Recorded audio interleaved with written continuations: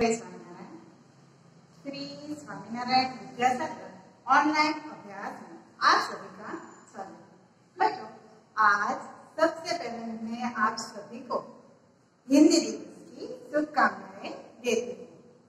14 सितंबर 1949 में हिंदी को हमारी राष्ट्रभाषा के रूप में निर्धारित किया गया था। तो बच्चों, आज बड़ा ही सुंदर दिन है और आज हम हिंदी व्याकरण विभाग है वो पढ़ने वाले हैं। हमने संज्ञा, सर्वनाम, संज्ञा के प्रकार, सर्वनाम के प्रकार, ये सब व्याकरण विभाग में पढ़ लिया है। तो बच्चों, हमने पहले विशेषण के बारे में थोड़ी सी जानकारी है वो प्राप्त कर ली थी, मगर आज हम विशेषण के प्रकारों के बारे में पढ़ने वाले हैं। विशेषण किसे कहते हैं और विशेषण के कितने प्रकार होते हैं। तो बच्चों, आज आप सब हिंदी दिवस पर विशेषण के बारे में पढ़ने वाले हैं। तो आप ध्यान से, मैं जो भी पढ़ाऊं उसे ध्यान से सुनना और समझने की कोशिश करनी। पहले विशेषण, विशेषण किसे कहते हैं। तो बच्चों, जो शब्द संज्ञा या सर्वनाम के रूप, रंग, आकार, स्वभाव आदि की विशेषता बताते हो, ऐसे शब्द को विशेषण कहते हैं।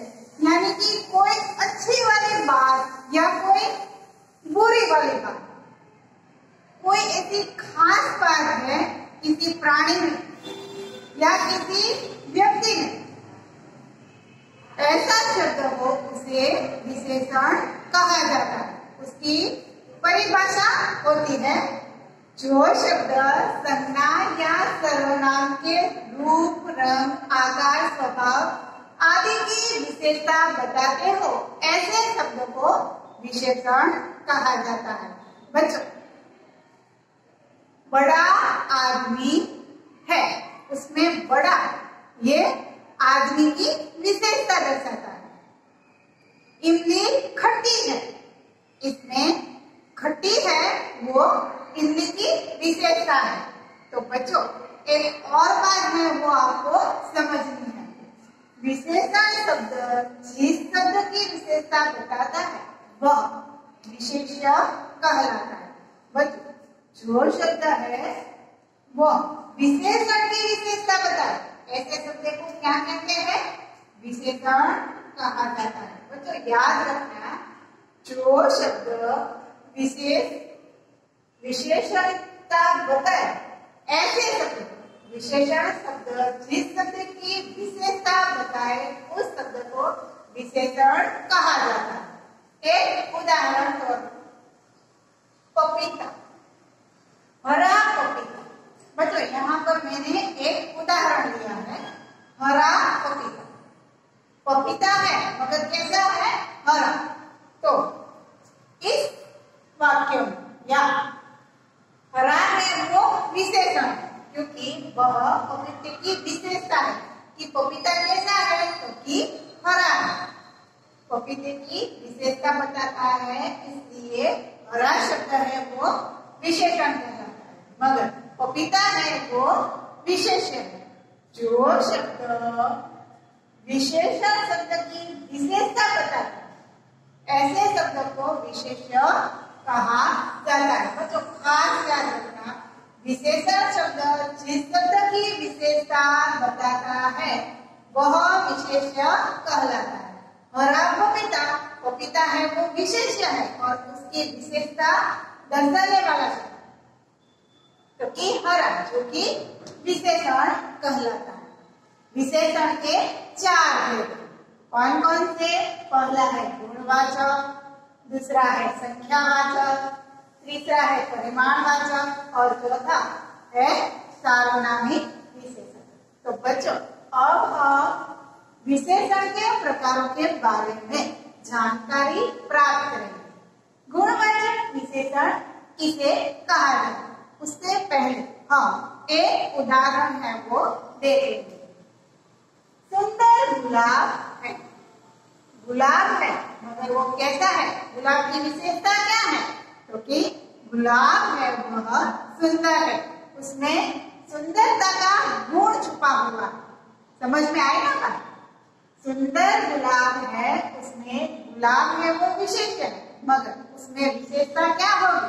तो कि सुंदर, सुंदर उसका विशेषण है और ये सुंदर शब्द है वह गुणवाचक विशेषण कहा जाता है।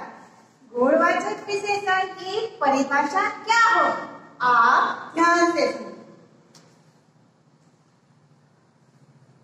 जो विशेषण संज्ञा या सर्वनाम के गुण, दशा, रंग, आकार आदि का बोध कराते हैं उसे गुणवाचक विशेषण कहा जाता है। बच्चों, गुण, दशा, रंग और आदि का बोध कराए ऐसे शब्दों को गुणवाचक विशेषण कहा जाता है। उसमें कौन कौन से शब्द आएंगे? जैसे अच्छा, बुरा, पतला, मोटा, ऐसे शब्द है ये गुणवाचक विशेषण के शब्द कहलाएंगे। अब हम दूसरा संख्यावाचक विशेषण किसे कहते हैं यह पढ़ेंगे। ऐसे विशेषण जो संख्या का बोध कराते हैं। बच्चों, सीधे शब्दों में कहे कि जो शब्द संख्या का बोध कराए ऐसे शब्द को विशेषण संख्यावाचक विशेषण कहा जाता है। वर्ग में 30 विद्यार्थी है। वर्ग में विद्यार्थी तो है मगर कितने हैं? तो कि 30। यहाँ पर विद्यार्थी की संख्या है वो बताई है। तो इस वाक्य में 30 है वो संख्यावाचक विशेषण शब्द है। तो बच्चों, हम उसकी परिभाषा है वो जान लेते हैं। ऐसे विशेषण जो संख्या का बोध कराते हो ऐसे शब्द को संख्यावाचक विशेषण कहा जाता है। जैसे कि 1, 2, 5, 3, 30, 50 ऐसे शब्द है उसे संख्यावाचक, जिसकी गिनती, जिसकी संख्या हमें दी गई उसे संख्यावाचक विशेषण कहा जाता है। जिसकी ऐसे शब्द विशेषण जो संख्या का बोध कराते ऐसे शब्द को संख्यावाचक विशेषण कहा जाता है। बच्चों, सबसे सरल कौन सा प्रकार है? संख्यावाचक, क्योंकि हम सभी को संख्या तो आती है 1, 2, 3, 4, 5, 50, 60। तो जो विशेषण है वो संख्या का बोध कराए ऐसे शब्द को संख्यावाचक विशेषण कहा जाता है। अब तीसरा है परिमाणवाचक विशेषण। परिमाणवाचक विशेषण उसमें ही उसकी परिभाषा है वो हमें दिखाई देती है। जैसे ऐसे विशेषण जो संज्ञा या सर्वनाम के नामतोल यानी कि नामतोल का बोध कराए उन्हें परिमाणवाचक विशेषण कहा जाता है। बच्चों, मापतोल का बोध कराए ऐसे शब्दों याद रखो। ऐसे विशेषण जो संज्ञा या सर्वनाम के मापतोल का बोध कराते हैं ऐसे शब्द को परिमाणवाचक विशेषण कहा जाता है। बच्चों, घड़े में कम पानी है तो यहाँ पर माप दिया इतना पानी है तो कि कम, थोड़ा पानी। तो बच्चों, जो शब्द संज्ञा या सर्वनाम के नामतोल का बोध कराए ऐसे विशेषण को परिमाणवाचक विशेषण कहा जाता है। अब चौथा सार्वनामिक विशेषण।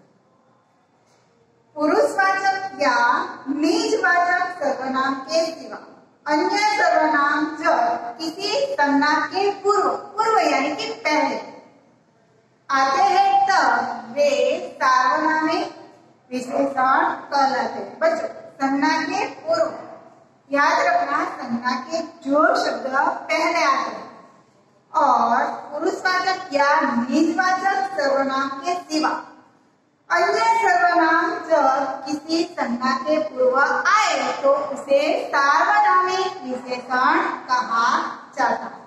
मैंने एक उदाहरण दिया है, यह पेड़ है, उसमें यह है वह सार्वनामिक विशेषण है। इसके और भी उदाहरण है, यह वह इसका उसका, ये सब है, ये सार्वनामिक विशेषण के उदाहरण दिए जाते हैं। बच्चों, फिर से एक बार दोहरा देते हैं, विशेषण किसे कहते हैं? जो शब्द संज्ञा या सर्वनाम के रंग, रूप, आकार, स्वभाव आदि का बोध कराए उसे विशेषता बताते हैं, उन्हें विशेषण कहते हैं। और विशेष्य किसे कहते हैं? विशेषण शब्द जिस शब्द की विशेषता बताता है वह विशेष्य कहलाता है। विशेषण के कितने प्रकार हैं? विशेषण के 4 प्रकार हैं। गुणवाचक विशेषण, संख्यावाचक विशेषण, परिमाणवाचक विशेषण और सार्वनामिक विशेषण। गुणवाचक विशेषण में गुण की बात बताई गई है। जो शब्द संज्ञा या सर्वनाम के गुण, दशा, रंग, रूप, स्वभाव आदि का बोध कराए ऐसे शब्दों को गुणवाचक विशेषण कहते हैं। बाद में है संख्यावाचक। ऐसे शब्द, ऐसे विशेषण जो संख्या का बोध कराते हैं उसे संख्यावाचक विशेषण कहते हैं। तीसरा है परिमाणवाचक। ऐसे विशेषण जो संज्ञा या सर्वनाम के माप तोल यानी कि माप का बोध कराए ऐसे शब्द होते हैं, उसे परिमाणवाचक विशेषण कहते हैं। और अंत में है सार्वनामिक विशेषण। पुरुषवाचक या निजवाचक सर्वनाम के सिवा अन्य सर्वनाम जब किसी संज्ञा के पूर्व यानी कि पहले आते हैं ऐसे शब्द को सार्वनामिक विशेषण कहा जाता है। बच्चों, इसकी माहिती जो आपको व्याकरण रूप में लिखनी है वह मैं पीडीएफ के द्वारा आपको भेजूंगी। आप यह वीडियो है वो पूरा देखिएगा और समझने की कोशिश करें। जय स्वामीनारायण।